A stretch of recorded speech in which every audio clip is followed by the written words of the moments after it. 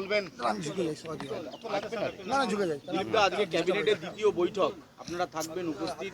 গোটা বাংলা এই মুহূর্তে তাকিয়ে রয়েছে যে আগের সরকার যে সিদ্ধান্তটায় সব থেকে বেশি আটকে রেখেছিল সরকারি কর্মচারীদের দিয়ে 7 পে কমিশন, আজকে আলোচনা হওয়ার একটা সম্ভাবনা রয়েছে। বাংলা এই স্বপ্ন দেখতে পারে? মুখ্যমন্ত্রী বলেই দিয়েছেন সবই হবে আস্তে আস্তে। কেন্দ্র সরকারের স্তরেই সমস্ত দেওয়া হবে। সময় লাগছে, একটু টাকা পয়সার টান আছে, তো যেমন যেমন ফান্ড আসবে সেরম সেরম যাদের পাওনা মিটিয়ে দেওয়া হবে। সেজন্য গত সপ্তাহে যে ক্যাবিনেট মিটিং হয়েছিল, যা যা আমরা সিদ্ধান্ত নিয়েছিলাম প্রায় সবই হয়ে গেছে ইমপ্লিমেন্ট। এবারে এই ধরনের কিছু পেন্ডিং বিষয় আছে, সেগুলো নিয়ে আজকে চর্চা হবে, আর তার অ্যাকশন দেখতে পাবেন ধীরে ধীরে। অর্থমন্ত্রক ইতিমধ্যেই বিজ্ঞপ্তি জারি করেছে, যে বয়সসীমা যেটা ঘোষণা করা হয়েছে সরকার পক্ষ থেকে, শুধু কথা নয় কাজে দেখিয়ে দিল। একদম অর্থমন্ত্রক বিজ্ঞপ্তি জারি করে সেই বয়সের ঊর্ধ্বসীমা বিজ্ঞপ্তি প্রকাশ করল। ক্যাবিনেটে যেটা সিদ্ধান্ত হয় প্রত্যেকটি বিভাগ সেটাকে ফলীভূত করে তাদের মতো করে, সেরকম তারা আবার সার্কুলার জারি করছে, কাজ শুরু করে দিচ্ছে। ডিপার্টমেন্টাল মিটিংও আমরা করছি গিয়ে, যে কী করে সেটাকে ইমপ্লিমেন্ট করা যায়, যেটা সরকার ঘোষণা করেছে। এবং সমস্ত একদম মানে ইমার্জেন্সিভাবে কাজকর্ম হচ্ছে সব ডিপার্টমেন্টে, সবাই করছেন। মন্ত্রী সংখ্যা কম আছেন, মন্ত্রিসভার বিস্তার হয়ে গেলে আরও ব্যাপক কাজ দেখতে পাবেন। প্রথম মন্ত্রিসভার বৈঠকে আপনারা কড়া সিদ্ধান্ত নিয়েছিলেন যে অনুপ্রবেশ আটকাবো, কেন্দ্রকে জমি দেবো। আজকেও বিএসএফ এর শীর্ষ কর্তাদের সাথে বৈঠক রয়েছে, প্রসেসিং কি এগিয়ে গেছে? প্রসেস শুরু হয়ে গেছে, সেই দিন থেকে বলা হয়ে গেছে, জমির দেখা দেখি মাপ যোগ শুরু হয়ে গেছে এবং হস্তান্তরও শুরু হয়ে যাবে। যে প্রসিডিংস লাগে সরকারি কাজের যে সিস্টেম আছে সেটা মেনেই হবে এবং খুব দ্রুত গতিতেই হবে। রেল চত্বর খালি করার জন্য বিগত 3 বছরে রেলের তরফ থেকে বড় বড় স্টেশন হাওড়া শিয়ালদা এবং তার সঙ্গে কলকাতার যে ছোট ছোট station Dhakuria, Jadavpur, park circus ইত্যাদি, সেখানে একাধিকবার নোটিশ সার্ভ করা হয়েছিল যে স্টেশন চত্বরের যে এনক্রোচমেন্ট বা জবরদখল আপনারা খালি করে দিন। পূর্বতন সরকারের থেকে কোনো ইতিবাচক মনোভাব মেলেনি, নতুন সরকার ইতিবাচক, তাই রেল আস্তে আস্তে সমস্ত স্টেশন সেটা খালি করছে। সেটা নিয়ে আবার বিরোধীদের কটাক্ষ যে যোগী রাজ্যের মতো পশ্চিমবঙ্গটাও আস্তে আস্তে বুলডোজারের রাজ্য হয়ে যাচ্ছে। ওরা কি ভেবেছিল ভোগী রাজ্য চলবে নাকি এখানে? যোগী রাজ্যই মডেল চলবে। দেখুন, যত আমাদের স্টেশন আছে এখানে, তার কোথাও হাঁটার জায়গা নেই, বসার জায়গা নেই। কোনো বয়স্ক মানুষ এসে গেলে একটু বসবে, বেঞ্চগুলোও খালি থাকে না, সেখানেও দোকান লেগে গেছে। মহিলারা, বাচ্চারা দাঁড়িয়ে থাকেন, ট্রেন দেরি হলে খুব অসুবিধা হয়। বৃষ্টি হলে শেডের মধ্যে যেতে পারেন না, সেখানে দোকান লেগে গেছে। হঠাৎ ট্রেন থেকে নামলো, এক গাদা লোক, হাঁটার জায়গা নেই। ট্রেন একটু ঢুকে গেছে, ছুটে গিয়ে আমরা ট্রেন ধরি, 5 জনের সঙ্গে ধাক্কা লাগবে, কারণ এইটুকু সরু রাস্তা আছে। সব জায়গায় দোকান, তো যে যেখানে পাচ্ছে বসে পড়ছে, ওখানে খাচ্ছে দাচ্ছে, ঘুমোচ্ছে, নোংরা করছে, কোনো প্রতিবিধান হয় না। যেখানে আরপিএফ করতে পারবে পরিষ্কার করবে, না হলে পুলিশ তাকে সাহায্য করবে। আর এবং সব জায়গায় রেলের জায়গা পুনরুদ্ধার করে সাধারণ মানুষের যাতায়াতের জন্য সুবিধা হবে। গতকাল আপনি নিশ্চয়ই দেখেছেন যে কিভাবে তাণ্ডব চলেছে বাক্সার, আসানসোল, এই সমস্ত জায়গায়। আপনারা কি চাইছেন, মানে যারা তাণ্ডব করছে? দেখুন, যারা এই ধরনের অবৈধ এনক্রোচমেন্ট করেছিল, রাজনৈতিক লাভ নিয়েছিল, তারা কিছু মানুষকে এই কাজে বাধা দেওয়ার জন্য এগিয়ে দিচ্ছে। আমি বলে দিচ্ছি কোনো লাভ হবে না। এখানে শুরু হয়েছিল, কিশোর বাহিনী রাস্তা অবরোধ করে বলেছিল রাজাবাজারে নামাজ পড়ব, কিন্তু পুলিশ যেই কথা বললো তারা কি আবার মসজিদের মধ্যে নামাজ পড়েছেন।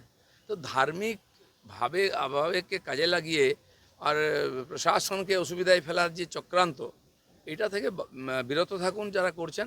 নাহলে কি হচ্ছে, হাতটা ওই অবধি যাবে না, আরও অনেক দূর অবধি চলে যাবে। প্রথমে রাজাবাজার, তারপরে পার্ক সার্কাস। পুলিশ দেখিয়ে দিল যে পুলিশকে যদি ফ্রি হ্যান্ড দেওয়া হয় তাহলে পুলিশ অতি অনায়াসেই আইন শৃঙ্খলাকে নিজের কন্ট্রোলে আনতে পারে, যেটা এতদিন পর্যন্ত করতে দেওয়া হয়নি। কালকে পার্ক সার্কাসে প্রথম পুলিশকে লক্ষ্য করে স্টোন পেল্টিং হলো, ইট বৃষ্টি। তারপর 8 ঘন্টার মধ্যে পুলিশ এমন পাল্টা অ্যাকশন শুরু করলো যে সুরসুর করে যে যার মতো বাড়ি ঢুকে গেল। হ্যাঁ, এটা তো আমরা একদিন ভিডিও দেখতাম, কাশ্মীরে হয়েছে, স্টোন পেন্টিং হতো, তারপরে পুলিশের অ্যাকশন। উত্তরপ্রদেশে দেখেছি, পুলিশ গিয়েছিল উদ্ধার করতে, তার উপরে অ্যাটাক হয়েছিল, গুলিও চলেছে, তারপরে পুলিশ কি করেছে। তো দেখে শেখা উচিত, নাহলে ঠেকে শিখতে হবে।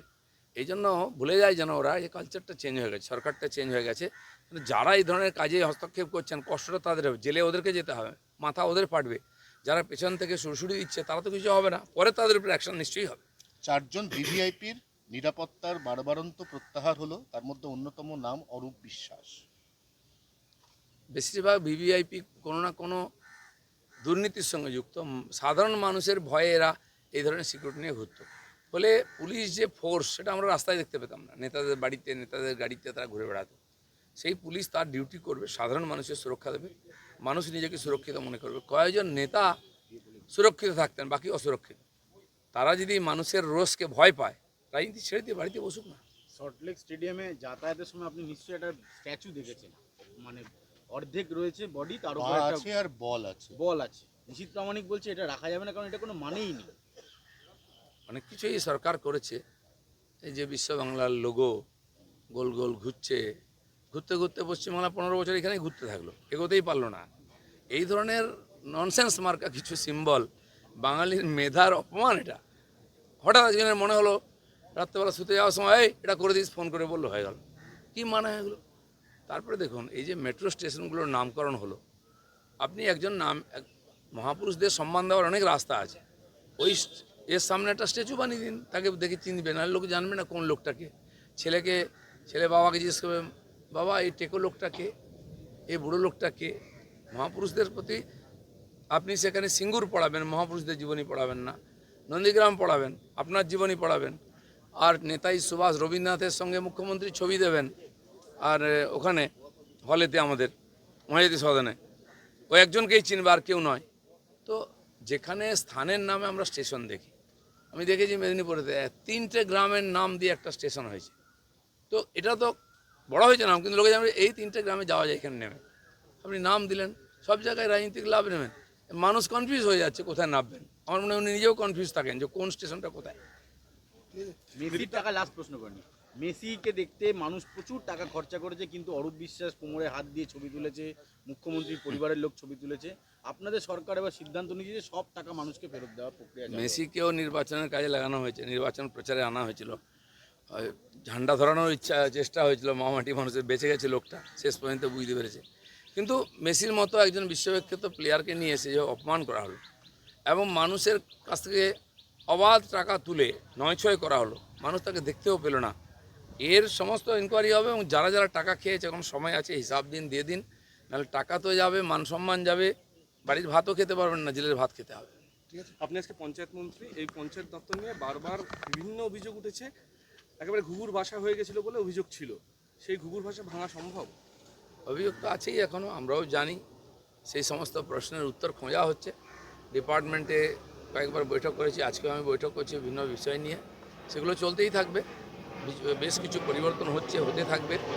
আর কর্মচারী খুবই কম, ফলে তো কোনো প্রকল্প চালু করতে গেলে, ফান্ড এসে গেলে সেটা এক্সিকিউট করার মতোই কর্মচারী নাই। আমি মাননীয় মুখ্যমন্ত্রীকে বলবো যে রিক্রুটমেন্ট হোক পঞ্চায়েতে, কারণ পশ্চিমবাংলার বেশিরভাগ মানুষ পঞ্চায়েতের থেকেই পরিষেবা পান, আর যত ভাতা ইত্যাদি সব পঞ্চায়েত দেয়। তো কয়েকজন কর্মচারী যদি এত কাজ করতে চান, তাহলে পঞ্চায়েতের মূল যে ডেভেলপমেন্টের কাজ সেটা হবে না। সেখানে কেন্দ্র সরকারের প্রকল্প আটকে দেওয়া হচ্ছে, এই করা হচ্ছে। এটা করতে সময় লাগবে, কিন্তু খুব তাড়াতাড়ি কাজ আমাদের চলছে। আজ থেকে সব স্কুলে ম্যান্ডেটরি বন্দে মাতরম। এটা তো হওয়া উচিত ছিল আগে। যেখানে বন্দে মাতরম লেখা হয়েছে, গাওয়া হয়েছে, বন্দে মাতরম বলে গুলি খেয়েছে, ফাঁসিতে গেছে আমাদের আর বিপ্লবীরা, তো ঋষি বঙ্কিমকে আমরা এই জন্য শ্রদ্ধা করি, এটা তার বড় অবদান। তো সেখানে বন্দে মাতরম গাওয়া হবে না, এটা কী করে হতে পারে? অবশ্যই হওয়া উচিত। हिंदी हिंदी आज से हर